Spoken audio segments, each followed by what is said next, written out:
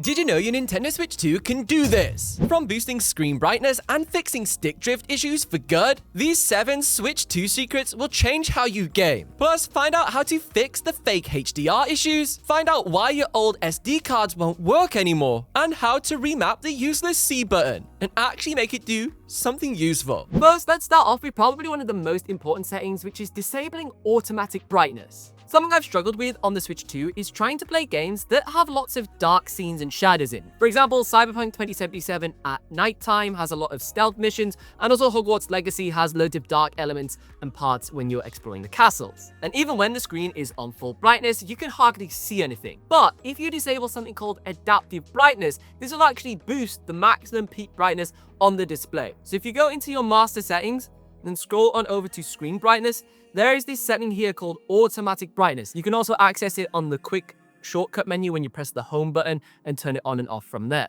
And if you then toggle this on and off, you will notice how the screen boosts its overall brightness, regardless of it already being on its alleged maximum brightness on this slider right here. Next, let's talk about the new C button on the Switch 2 controllers. Not gonna lie, this button is kind of pointless. This is a shortcut that boots up the chat menu on the Switch 2 that lets you send and receive messages and talk via the webcam accessory. I personally don't really play online socially with a Switch at all. I more play single player games or just have quick 10-20 minute sessions here or there, so I don't really communicate with friends on this device. I don't think I even have anyone on my friends list. So when I'm actually gaming, I never use this button. However, you can actually reassign it to do something way more useful that you might want it to do. If we jump into our system settings and scroll down over to accessibility, here you will see there is an option called change button mappings. This gives you the ability to reconfigure and reassign all of the buttons on your Nintendo Switch 2. But specifically in this example, if we go over to the right Joy-Con and click change,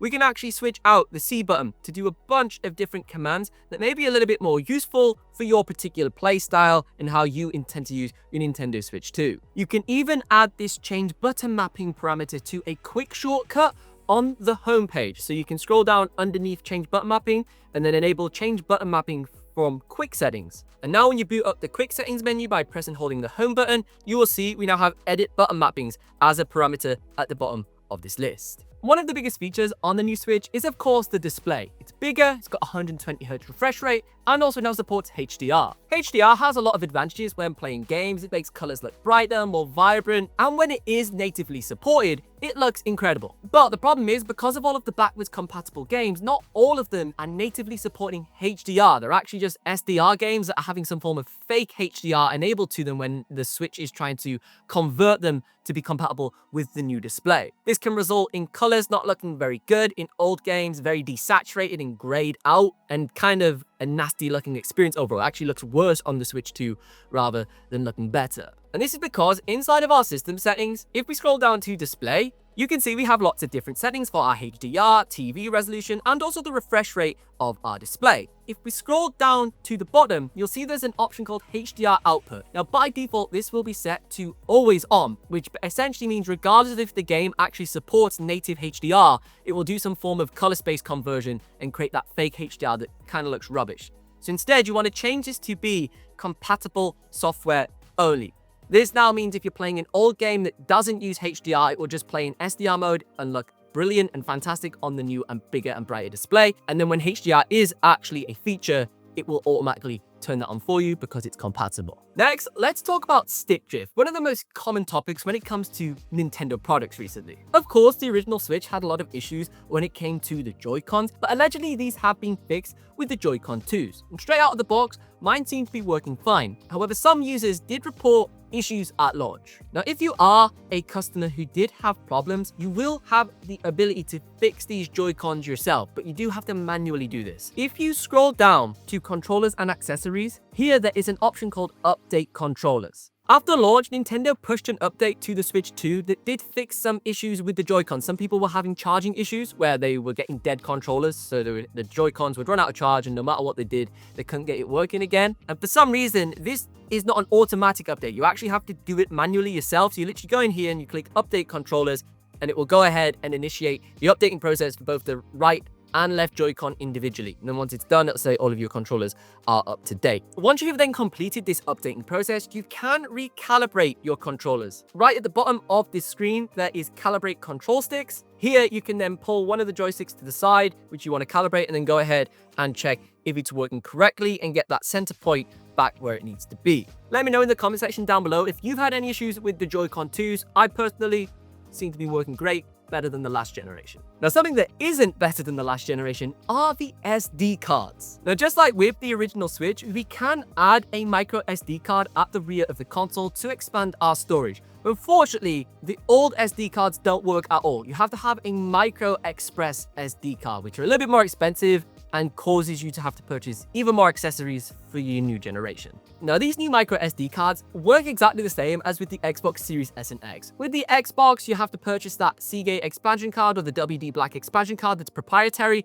and plug that into the back of the console in order to unlock that next generation compatibility, because it's got faster read and write speeds. Sort of the same principle applies to the Nintendo Switch with these new micro SD express cards. Now, even if you do go ahead and plug in an old standard micro SD card from your Switch 1, it will fit perfectly fine, but you'll be presented with this menu right here that basically says it's not an express card. Now, apparently you can still use this micro SD card for a degree of mass storage, so you can transfer games over to your new Nintendo Switch. But it's really important to note, because everyone assumes that the same SD cards work straight away. I at least thought I would be able to use it for capturing screenshots and stuff straight into the console, but even that just doesn't work. Like, even exiting out of here is a nightmare once you've plugged in an incompatible SD card. And then if I go into my media over here, into my albums, it only just shows you my new stuff that I've captured on the Switch, and I can't even like have an alternative save location, such as that slower storage from my last generation. I can just only transfer stuff from that old Fortnite SD card that I've got from my original Nintendo Switch, which is a little bit of a shame, but I thought you should know. Something included in the box with your Nintendo Switch 2 are these little adapters and accessories for the Joy-Con 2. Now, at first impressions, they just look like a standard wrist strap attachment, so you don't throw the Joy-Con at your TV and have an instant. Of course, we all use these because we like to be safe around our hardware and we don't just forget about them and leave them in the bag. But you might actually want to unbox these because they do weigh more than you would first assume. As you can see right here, they've actually got little track pads on them, and the new feature on the Switch 2 is this mouse mode that lets you take the Joy-Con, put it on its side and move it around the desk, and then you have a little mouse cursor on the screen. Cool feature, but also a little bit of a gimmick at the same time. Like, I'm not using it. I don't know if you're all using it. Maybe you absolutely love this feature, but I have something called a gaming PC for if I want to use an actual mouse. The biggest issue I had with this feature was the stability of the Joy-Con. It just slides around and it's wobbly. It's because I wasn't using these little adapters. These just click straight into place, and they increase the surface area around the bottom of the Joy-Con 2. They just add a little bit more stability. Like, you can see the difference. It's completely different. A little bit more comfortable to use. And of course, you have a way better and more consistent experience. There's one also for the left Joy-Con that's in blue, so you can use both of these. And I'm sure when more games come out that support this way of playing beyond just a couple of the tech demos we've got, these might actually become kind of useful. Now, on the topic of using the mouse mode, to make this a little bit better, I want to show you some settings that you can change inside of accessibility. Now, down in accessibility, you can actually change the text size, but also enable two different parameters here. Bold text, which is basically going to make all the text easy to read, and then also zoom, which is also turned off by default. I would highly recommend enabling the bold text. It just makes everything look a lot more prominent on the display. And then with zoom, if you double tap this home button, basically it enables this zoom in mode where you can then scroll around in mouse mode, or even just with obviously the cursor on here as well, and you can zoom into different elements of the display. And then when you want to exit, you just literally double tap, it takes you straight back out. There's also a sneaky way to use this inside of games. You can double tap and get like a zoom in to see if there's like a sniper or someone hiding in the hills, and then you can even lock the screen by pressing it once and then actually go ahead and control the game. So you could go and jump or move forward still or do the actual shot and then go back into normal mode. Pretty useful, especially considering this is a handheld and the screen is already a little bit small. Now, if you want to upgrade your Nintendo Switch gaming setup and take it to the next level with some of the coolest gaming accessories, you should check out this video next, because if you like this, you'll like that.